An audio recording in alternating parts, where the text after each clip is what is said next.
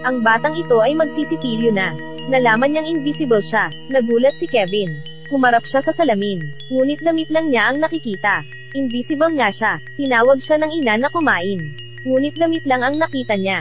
Di niya nakita si Kevin. Pero naamoy ng aso si Kevin. Alam niyang nandoon si Kevin sa loob. Kahit na invisible. Pero di alam ni Kevin kung gaano ito katagal. Kaya naman nagsuot na lang siya ng damit papuntang paaralan. Pagdating sa paaralan, nakita niya ang mga bullies. Habang invisible pa siya, nagplano siyang mag-higanti. Nagtago siya sa likod ng kotse. Saka hinubad ang damit, at dahan-dahan pumasok sa silid. Kinuha ang baril na laruan. Tinutok sa pisara at saka pinaandar. Nagalit ang guro. Hindi naman maintindihan ng bully. Hinanap ni Kevin ang isa pang bully. Sumali ito sa isang paligsahan.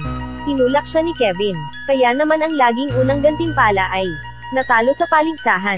Masayang umuwi si Kevin. Nasa loob ng kwarto ang kapatid. Sinabi niya na umalis muna siya. Di inakala na sinadya ng kapatid na senaryo ang pinto. Akala niya lumabas na ito. Naghubad siya. Napasigaw ang kapatid dahil si Kevin ay invisible. Tinakpan ni Kevin ang bibig niya. Sinabi niya sa kapatid tungkol sa pagiging invisible. Nakiusap na ay sekreto ito. Sumang-ayon ang kapatid. Natuklasan ng bata na siya ay naging invisible. Nagbabasa siya ng mga libro tungkol kay Superman. Biglang narinig ang mga yabag ng ina. Agad hinubad ni Kevin ang damit. Pagpasok ng ina, nakita niya lang ang damit sa sahig. Wala na si Kevin. Sa oras na iyon tumunog ang telepono. Si Lola ang tumawag. Nakinig si Kevin sa kanilang usapan. Biglang natuklasan ang isang sekreto. Yun pala hindi siya anak ng ina. Napulot lang siya sa harap ng pinto. Nang malaman niya ito, nalungkot si Kevin. Mag-isa siyang pumunta sa dagat. Nandoon din ang crush niya. Nakita ni Xiaomei na gumagalaw ang swing. Di naman siya natakot. Lumapit pa siya. Duwende ka ba? Masaya silang naglaro.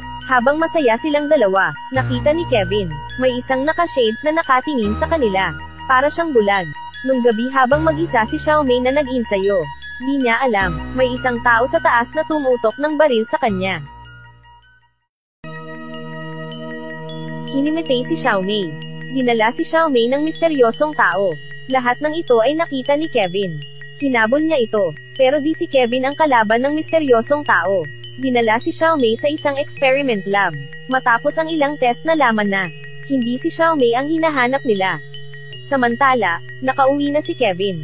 Nagpas siyang magsuot ng damit para maisalbo si Xiaomei. Di inakala na nilagay sa washing machine ang damit. Kaya lumiit tuloy. Kaya pumunta siya ulit sa dagat.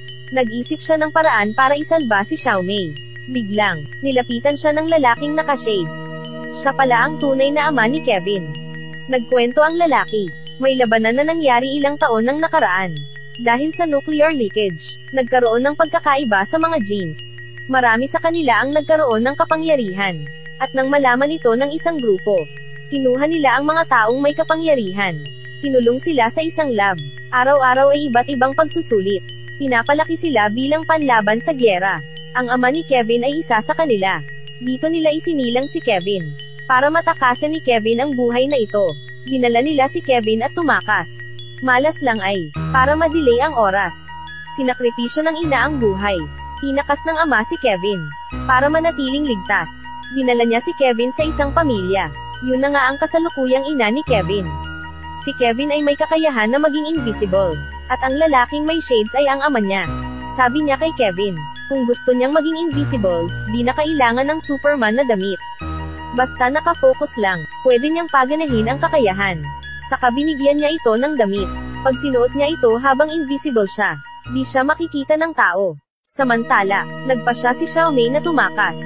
Habang di siya nakita, palihim siyang umakyat sa taas. Nakita ang isang ilaw. Pininturahan niya ito, at tinapat sa langit ang ilaw. Nakita ni Kevin ang signal ni Xiaomei. Nalaman kung nasaan siya. Invisible na siya at dumating sa lugar kung nasan si Xiaomei. Habang di siya nakita, kinuha niya ang fire extinguisher. Saka hinampon sa ulo ng bantay. Kinuha rin ang baril niya. Binyantaan ang isa pang bantay para pagbuksan sila. Kaya ganito, niligtas ni Kevin ang tatlong nakakulong. Aalis na sana sila. Nagka-ideya si Xiaomei. Gusto niyang iligtas ang matanda. Para mapanatiling ligtas si Xiaomei, pinona na ni Kevin na umalis ang dalawa. Dinala niya si Xiaomei sa matanda. Pagbukas nila ng pinto, napadpad sa isa pang silid. Biglang huminto si Xiaomei. Saka umilo bigla ang silid. Dahan-dahan tumalikod si Xiaomei. Saka ngumiti ng masama. Yun pala sinadya ni Xiaomei na dalhin si Kevin dito. Sa oras na iyon, dumating na rin ang mga magulang ni Kevin. Pero kinuha na si Kevin ng ibang tao. Bago umalis nagplanta sila ng bomba. Binaril ng ina ang lock sa pinto. Nailigtas ang dalawa, pero hinanap nila ang buong lab at di nakita si Kevin. Nang malaman na dinala na si Kevin ng iba, agad silang tumakas sa lab. Isang malaking tunog, at sumabog ang lab. Si Kevin naman ay dinala sa isang submarine, at naglakbay na sa ilalim ng dagat. Yun pala para mapanatiling ligtas ni Xiaomei ang matanda. Napilitan siyang dalhin si Kevin dito. Nagpasya silang pakawalan si Xiaomei sa dagat. Nagalit si Kevin at sumigaw. Niyanig ang buong submarine. Isa pa itong kapangyarihan ni Kevin. Ito na ang pagkakataon. Dinala niya si Xiaomei sa harapan. Pinindot ni Xiaomei ang button. Napadpad silang dalawa sa itaas ng dagat. Sa wakas nakatakas na sila sa grupo. Sa huli, para matulungan si Kevin, na ay sekreto ang kanyang kapangyarihan. Ginamit ang kakayahan, at inalis ang mga memorya ng mga tao.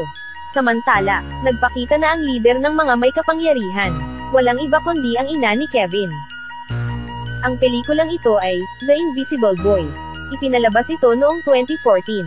Sa huli ay di naman nasabi kung ano nga ba ang plano ng ina ni Kevin. O baka malalaman natin ang sagot sa susunod.